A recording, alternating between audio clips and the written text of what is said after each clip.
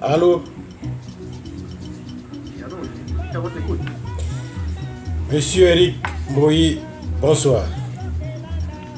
Bonjour. Vous êtes sur Global TV Régional. Merci beaucoup d'accepter notre invitation pour une petite échange de 20 minutes. Vous êtes Monsieur Eric Moï, vous êtes coordinateur du Niari en ce qui concerne le parti Pona-Ekolo, entre parenthèses l'UMP. Alors aujourd'hui, nous allons échanger typiquement en politique en ce qui concerne l'UMP et avec ses activités Pona-Ekolo dans la province du Grand Niari et dans tous les pays du Congo en général. Alors, Monsieur Moïse, comment vous portez cet après-midi? Bien, merci, et je me porte bien. Au lieu de tout propos, je tiens d'abord à vous remercier pour l'intérêt que vous avez accordé à mon débat. Et donc, pour répondre à votre solo et à exprimer avec l'UMP, on a écolo, c'est une association à caractère social et dans l'objet social autre. Et la sensibilisation de la jeunesse sur les questions liées à l'intérêt du pays. Oui. Donc, on a écolo aujourd'hui des pays. Et qu'est-ce que je dis? L'UMP est judiciaire avec l'administration. Oui. Donc, le dossier se trouve entre les mains de la haute cour. Et vous ce que la Cour suprême, c'est que nous attendons la décision de la Cour suprême pour que nous soyons. Vous l'avez dit, hein, Pona-Ekolo, l'UMP, je m'excuse, a des petits soucis au niveau de la marge de son déroulement. Qu'est-ce qui est arrivé concrètement en ce qui concerne l'UMP pour qu'il y ait un peu de petits problèmes en passant? Bon, il y a eu ce qu'on peut appeler par l'altercation administrative. Donc, le ministère en charge de la décentralisation qui s'occupe également des problèmes des partis politiques, oui, et a pensé trouver une faille juridique dans les dossiers qui composent l'ensemble du personnel créateur de ce parti.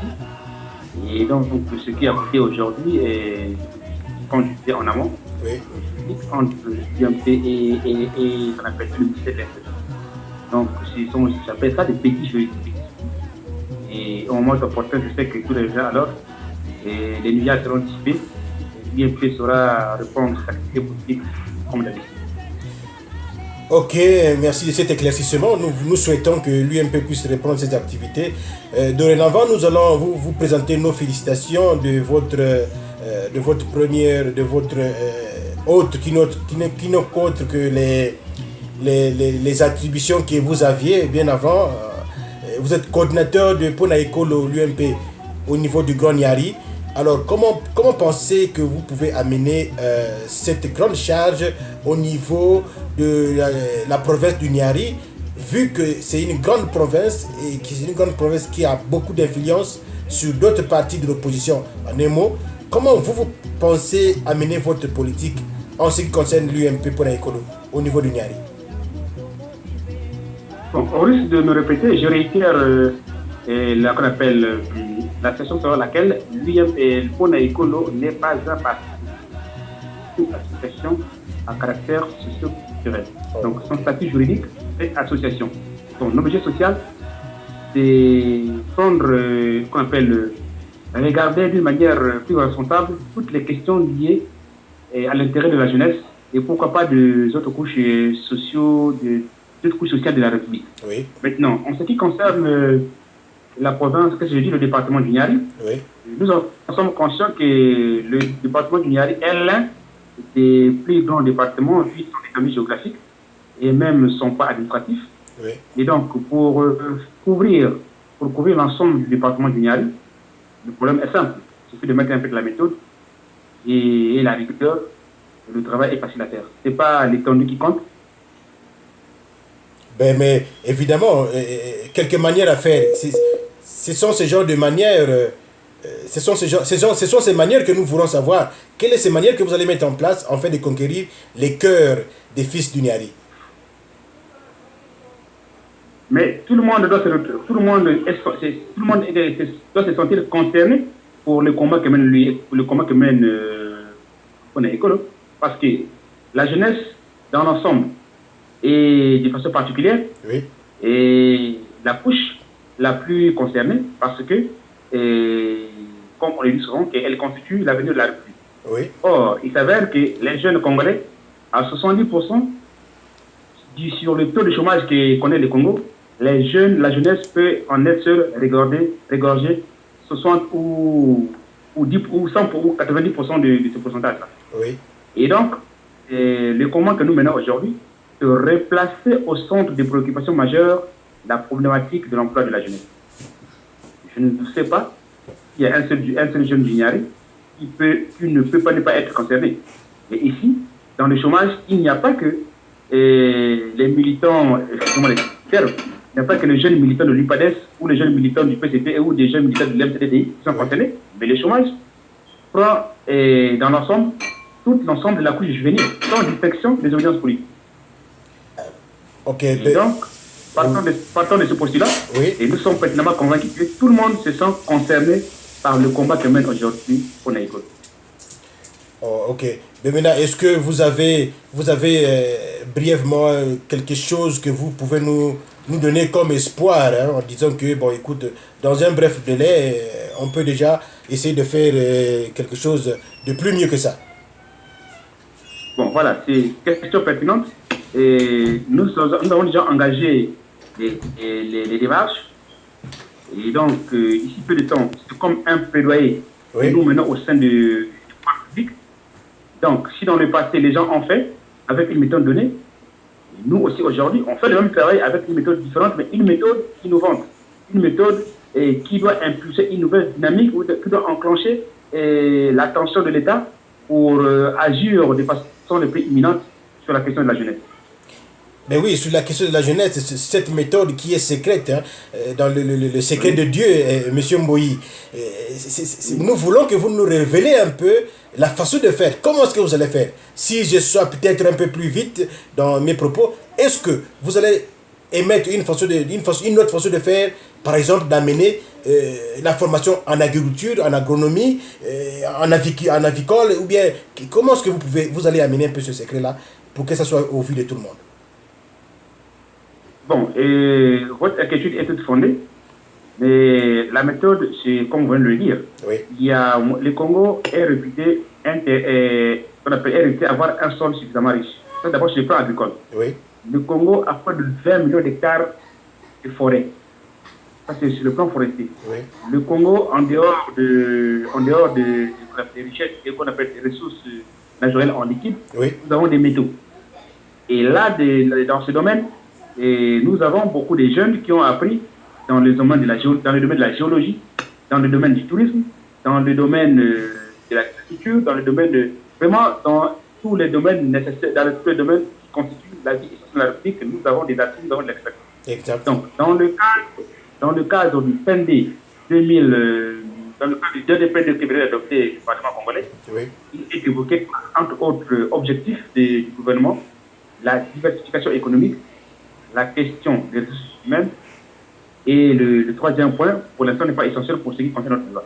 Donc, dans le cadre de la diversification économique, c'est la jeunesse qui doit être au centre des enjeux. C'est elle qui a l'expertise, c'est elle qui est l'espoir de demain, c'est elle qui peut donner la nouvelle impulsion dans les relances économiques du pays, si bien que nous sommes tenus à l'obligation de contraindre le gouvernement à rénover ou à revoir ou à regarder la question juvénile d'un autre pays que dans le passé. Parce que si dans le passé les méthodes avaient failli, il va de soi qu'aujourd'hui on imprime de nouvelles méthodes, il va qu'aujourd'hui on s'inspire de nouveaux mécanismes pour mettre réellement ou pour donner de façon effective l'emploi à la jeunesse et en fait d'éradiquer le fossé de la pauvreté qui sépare les couches sociales de la nôtre. Vous allez vous efforcer pour éradiquer un peu le fossé de la pauvreté au milieu de la jeunesse. Mais ce sont les mêmes jeunes. Quand vous arrivez sur vos argumentations, sur vos réunions, vos retrouvailles, vos activités dans le cadre du parti, ce sont les mêmes jeunes qui revendiquent, après avoir passé une réunion, une quarantaine, une cinquantaine de minutes, voire une heure, et à la fin, ce sont les mêmes jeunes qui s'élèvent en disant on boit où, on mange où. Ça devient vraiment comme une monotonie, ce que nous observons au niveau du pays. Alors, vous, à ce moment-là, comment est-ce que vous attendez ces propos-là quand ça sort directement de la bouche de la jeunesse? On boit où? On mange où? Bon, c'est une culture qui a fait, et que je pense que c'est une culture qui intègre ce qu'on appelle aujourd'hui les antivaleurs. Oui. Et c'est une culture qui aurait passé le Congo n'avait jamais connu ça. Et permettez-moi de me répéter ce qu'on appelle ce pléonasme. Oui. C'est une culture qui est inculquée dans la société congolaise par le biais des acteurs politiques terrés.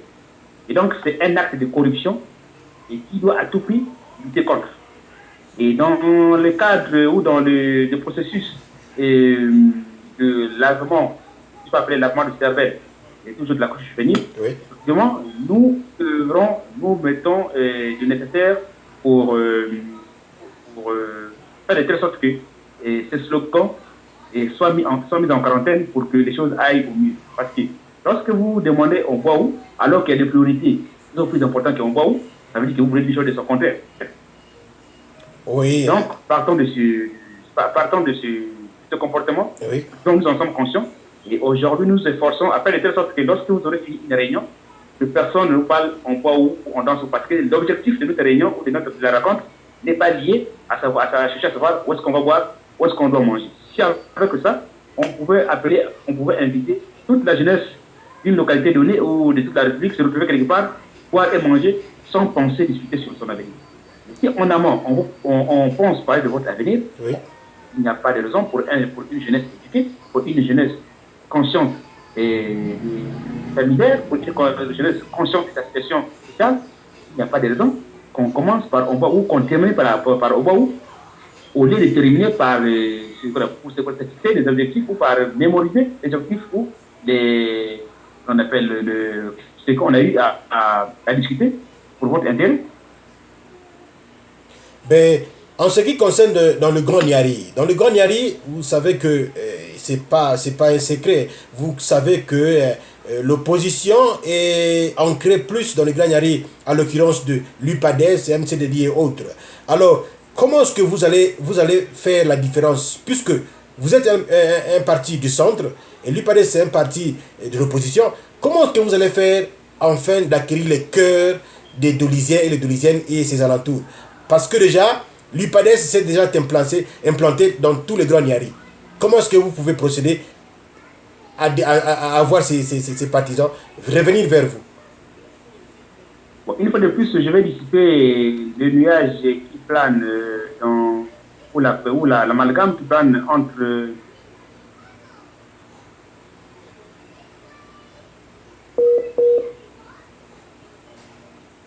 vous faites là carrément allusion et à l'UMP qui doit peut-être être en face du palais.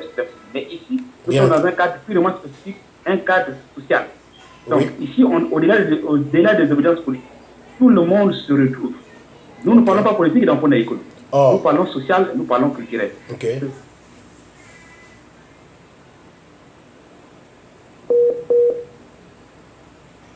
Il n'y a pas un parti politique qui n'a pas une jeunesse qui ont discuté dans ce pays. Donc, au lieu de parler du PADES ici, il faut peut-être parler, si vous avez peut-être connaissance des autres organisations dans la République qui peuvent dans le même sens que Pona École. En ce moment, on peut instaurer un débat. Mais on ne peut pas aujourd'hui instaurer un débat entre Pona École et du PADES parce que ce sont deux personnes morales et de statut juridique. Okay. Donc, des personnes morales qui ont un objet social différent. Donc, on ne peut pas faire la comparaison, on ne peut pas aujourd'hui mettre en relève les activités menées par le Pona École et c'est des partis de l'opposition. Alors, vous qui êtes nouvellement élu représentant coordinateur de Pona École au niveau de le Grand Niari, est-ce que vous avez une idée en ce qui concerne Pona Ekolo? Je disais, est-ce que vous avez une idée en ce qui concerne Pona Ekolo dans le district de Sibiti, la Lekumu, je voulais dire. Est-ce que Pona Ekolo est implanté aussi dans la Lekumu? Bon, question pertinente une fois de plus. Vous savez qu'un organe comme Pona Ekolo a une vocation nationale. Ce n'est pas une organisation à caractère ou à valeur départementale ou locale. Oui. C'est une organisation qui couvre du territoire national. Et pour cette raison, il n'y a pas à s'imaginer que Sibiti soit mis au bord de la route pour ne pas avoir des instances de Pona Ekolo. Pona Ekolo doit aussi avoir un coordinateur départemental, comme je le suis au Niak, comme il y en a comme il y en a dans la Sanga, comme il y en a dans la Bouenda. Donc, aujourd'hui, est-il, et sauf erreur, de confirmer que la commune, aujourd'hui, elle est déjà commune, la commune autonome, abrite effectivement les organes ou les instances de Pona Ekolo. Parce que là-bas aussi, il y a des jeunes qui sont en proie au chômage. Donc, exact. Il n'y a pas un seul département au Congo qui peut être mis à l'écart parce que les départements du Congo connaissent tous les mêmes réalités en matière d'emploi. Oui. Déjà, monsieur Mboyi, Eric, déjà, quelle est le prémisse que vous avez déjà réalisé en ce qui concerne Pona Ekolo, que ce soit à Brazzaville, que ce soit au nord, au sud du pays, partout là où vous êtes implanté? Quelles sont les activités déjà vous avez déjà entrepris pour la jeunesse? Bon, vous conviendrez avec moi que nous sommes à l'étape embryonnaire. Ça, c'est l'étape primaire. Et dans la réalisation des grands projets, et les projets sont structurés, les ambitions sont structurées. Nous sommes dans la première phase. Mais monsieur Mboyi, sans te couper la parole, nous avions vu Pona Ekolo a déjà plus de 3 ans. Je crois que c'est depuis 2016, lors de référendum, lors des élections 2016, Pona Ekolo était déjà né.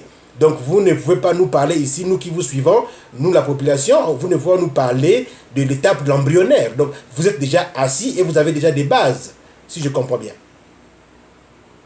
Bon, vous n'avez qu'on appelle, c'est pas une erreur de partie de la sorte, mais sauf que j'ai comme l'impression que vous suivez, c'est vrai que vous suivez l'actualité nationale, mais il faut la suivre de plus près parce que Pona Ekolo, dans le passé, lorsqu'elle a été créée, c'était une organisation qui avait une vocation politique.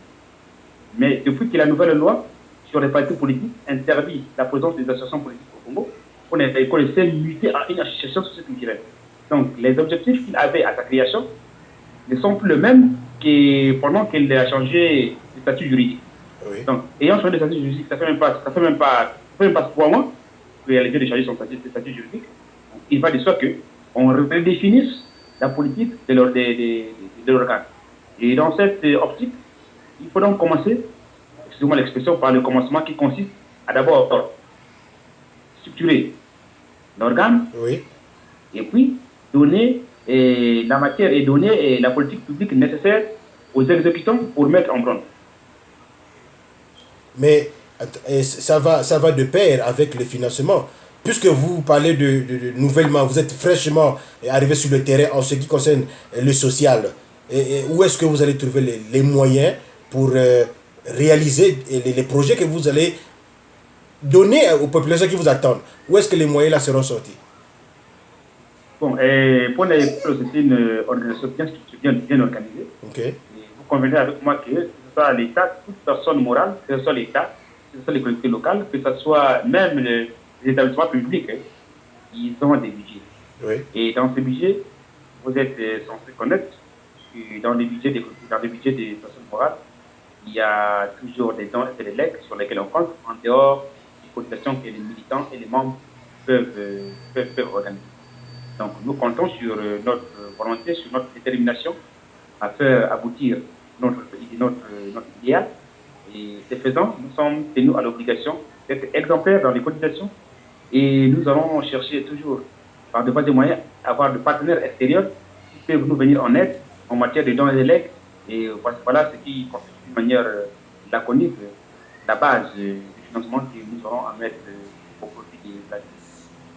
Mais quand vous parlez, Monsieur Eric Mboyi, quand vous parlez de partenaires nationaux ou bien des partenaires étrangers à l'extérieur du pays, comment est-ce que vous allez faire? Pendant ce temps, vous ne prenez pas du temps, que ce soit votre autorité morale ou que ce soit votre président, de sortir hors du pays, d'aller se faire jumeler avec d'autres structures sociaux. Comment est-ce que vous pensez que ces personnes-là, ces organismes-là, pouvaient venir vous trouver là où vous êtes assis? Pendant ce temps, il faut sortir. Comment est-ce que ça peut se faire? Par un coup de bâton magique comme ça, là? Bon, ça serait prétentieux de croire que nous n'avons pas ce genre d'initiative. J'ai dit tantôt en amont que nous sommes une organisation bien organisée, Oui. bien structurée, et donc pour ce fait, et c'est un organe qui a son sein et des cadres dans tous les domaines. Il y a des économistes, il y a des juristes. Moi, je ne trouve pas les juristes. Oui. Et je sais qu'une personne morale, pour dire, a besoin de partenariat. Et pour avoir un partenariat au niveau bilatéral, au niveau multilatéral ou au niveau local, il faut de rapprochement. Et quand on le fait, mais ça c'est un problème d'organisation interne. On ne doit pas prendre les mégaphones ou les micros ou il faut chaque fois passer sur les télévisions pour dire non. On a eu un partenariat avec tel organe, tel autre organe, d'un tel pays ou d'un tel département. Ben vous n'allez pas, M. Mboyi, vous n'allez pas quand même refuser qu'aujourd'hui, la propagande et la visibilité d'une structure, ça va de pair avec les médias, ça va de pair avec la communication. Ça, c'est non exempté, ça. Et oui, je le sais, mais s'il y avait que ça, vraiment, même la République a des partenariats qui ne passent jamais dans les médias. Tout dépend de la façon, de l'opportunité d'un juge et dirigeant de la structure. Donc, nous, dans notre façon de faire, on pense que, quoi qu'ayant des partenaires à gauche, à droite, ils ne sont pas censés toujours médiatiser. Et c'est peut-être, ça va dans le cadre de nos stratégies, on ne sait pas. Donc, et à l'esprit que nous avons des partenaires, oui. Et à l'esprit que nous sommes en essence de signer des partenariats très importants pour le fonctionnement des Pona Écolo. Et dans les jours à venir, vous aurez les fruits de travail qui s'abattent aujourd'hui par les cadres de Pona Écolo. Ok, mais maintenant, depuis que vous êtes investi, est-ce que vous avez déjà eu à faire un premier pas de contact avec la population du Grand Niari? Bon, et une fois de plus, question pertinente. Au moment où je vous parle, je suis à Lodi. Oh, Or, okay. il s'avère que je suis basé à Brazzaville. Je suis à Lodi dans le cadre de Pona Écolo. Oui. J'ai d'abord, comme nous sommes dans la phase graine, après avoir mis en place la coordination fédérale, c'est-à-dire la coordination qui vont gérer le département, oui. Il faut donc mettre en place les coordinations locales. Donc, nous avons 14 districts au Niari, il nous faut 14 coordinations. Et à cet effet, je suis donc en phase de prendre contact sur les lieux, soit par téléphone, soit en méditation sur les lieux, Oui. lorsque le besoin se fait sentir, pour prendre contact des prochaines autorités locales dans chaque district. Et au moment où je vous parle, je revenais du Bénier. J'ai croisé là-bas, j'ai croisé des petites autorités de l'Axe Gabon. Oui. Et ceux qui n'ont pas eu la chance, ceux qui n'ont pas eu la chance de trouver ce place, on a échangé par téléphone, puisque le monde aujourd'hui est interplanetaire, par tous les moyens, on peut échanger. Exactement. Et donc, j'ai fini avec l'axe chemin de fer. Et là, je suis, qu'on appelle en instance, d'aborder l'axe du Mongo. Dès que j'aurai couplé l'ensemble du site du département du Niari, il sera assorti d'un rapport que je vais mettre à l'approbation des autorités nationales. Et après, donc, ça suivra la suite du processus tel qu'engagé. Mais maintenant, par rapport à votre activité tournante en ce qui concerne pour aller raconter les populations, la température, quelle est la lecture de la température que vous lisez? Quelle est la cité qui est plus favorable à Pona Écolo en ce qui concerne votre tournée? Vraiment, je ne sais pas s'il y a une seule cité qui peut être mise à l'écart ou qui peut être désintéressée. Voilà le mot qui convient. Je ne sais pas s'il y a une seule cité qui peut se désintéresser. Je ne crois pas. Et tenant compte de ta vocation, oui. Tenant compte de la mission qu'elle s'est donnée, vraiment toutes les localités du département du Niari, comme d'ailleurs, oui. donc il n'y a pas de préférence pour tel ou tel département, telle ou telle localité. toutes les localités, dans le cadre de l'équité et de la légalité, sont au même diapason. Maintenant, vous avez évoqué un problème de rencontrer la population. Non, nous ne sommes pas encore à la phase de la rencontre avec les masses populaires. Ici, nous sommes dans la phase de la situation, donc c'est réduit à la seule dimension de la rencontre des futures autorités qui vont donc coordonner l'action du Pona Ekolo dans les différentes. Et donc, après avoir instruit ces futures autorités, à leur tour, vont monter qu'on appelle les coordinations locales. Et s'en suivra donc le contrôle par le coordinateur départemental avant que le coordinateur national vienne pour entériner pour l'investiture et ou pour l'instauration officielle et l'installation officielle de ces différentes autorités. Donc pour l'instant, nous sommes pas dans la phase d'échange citoyen avec les populations, parce que c'est aussi dans notre objectif. Nous ne serons pas là enfermés dans nos bureaux pour imaginer ce que la population fait. Non. Dans nos cas, dans le processus de notre méthode de faire, dans le souci que nous avons d'innover les choses, après avoir mis en place toutes les structures, effectivement, il viendra un moment où nous irons à la rencontre des populations pour demander de vive voix qu'est-ce qu'ils veulent, comment veut-il qu'ils soient traités, quelles sont leurs priorités. Et nous, à notre tour, on saura transmettre acquis de droit. Ok, à votre tour, vous saurez transmettre acquis de droit. Pensez-vous que la population est prête à vous répondre, à venir à l'appel que vous leur proposez à lancer, si et seulement s'il n'y a pas des actions concrètes qui viennent ensemble avec vous? La quête du salut public est perpétuelle. C'est un perpétuel commencement. Donc, d'une génération à une autre, d'un gouvernement à un autre, d'un régime à un autre, avec des échecs, avec des réussites, on est tenté à faire des choses peut-être d'une manière différente. Espérons avoir aussi des résultats différents. Donc la population, je sais, nous en sommes conscients que la population est restée longtemps à l'attente des réalisations des pouvoirs publics. Malheureusement, ça tarde à venir, où ça vient, mais pas tel que voulu. Et nous ferons le maximum, nous ferons notre mieux pour faire de telle sorte que la population soit, effectivement, peut-être pour la première fois, la population soit représentée, mais de façon plus responsable. Monsieur Eric Mboyi, nous partons vers la chute de notre conversation ce soir ici à Denver. Chers amis téléspectateurs, nous vous sommes très reconnaissants. Nous vous sommes entièrement reconnaissants parce que vous êtes nombreux à nous suivre sur Global TV Régional. Vous êtes nombreux à vous abonner à notre chaîne. Merci beaucoup. Nous sommes en duplex depuis Dolisie avec le coordinateur de Pona Ekolo, qui est une association caractéristique sociale. Et alors, nous avons M. Mboyi Eric en ligne. M. Mboyi Eric en ligne, quel est l'appel que vous, Pona Ekolo, vous lancez à tous les Congolais de tous bords, que ce soit de la gauche, de la droite? Quel est l'appel que vous lancez afin que nous revenions dans l'idéologie du travail en ce qui concerne les associations à caractère social? Merci pour cette question, mais l'appel, comme tout bon républicain, l'appel serait de dire à la population, et particulièrement à la jeunesse, d'être conscient.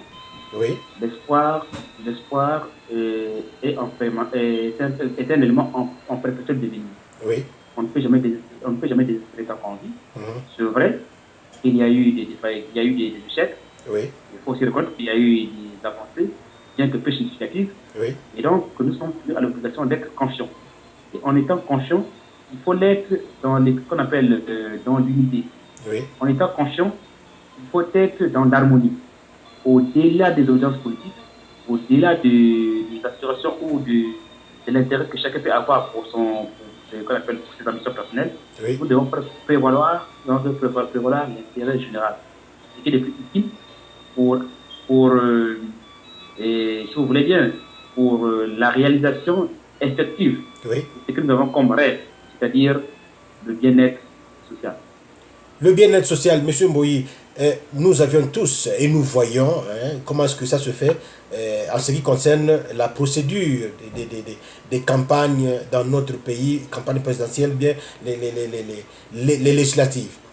M. Eric Mboyi, est-ce que vous êtes d'accord avec moi que les politiques utilisent les associations à caractère associatif juste pour des fins politiques, Je m'explique. Vous n'êtes pas conscient de lire que les grands partis politiques utilisent les plus moins pour des fins politiques, pour les mettre en exergue, et puis eux, ils viennent pour s'accaparer d'eux, qu'ils soient votés, et en demain matin, ce n'est plus ça, ce qu'ils ont dit à la population. Vous n'êtes pas capable de lire ce message-là? Bien, et c'est tout à fait juste ce que vous dites, mais dans le cadre de l'innovation, comme je vous disais tantôt en amont, oui, dans mon propos liminaire, oui, dans le cadre de l'innovation, dans le cadre de la nouvelle façon de faire, et la politique et les sociales au Congo, okay. J'espère que ce sont des pratiques qui, à partir de maintenant, à partir de cette élection, parce que nous avons des échéances électorales en cours. Oui.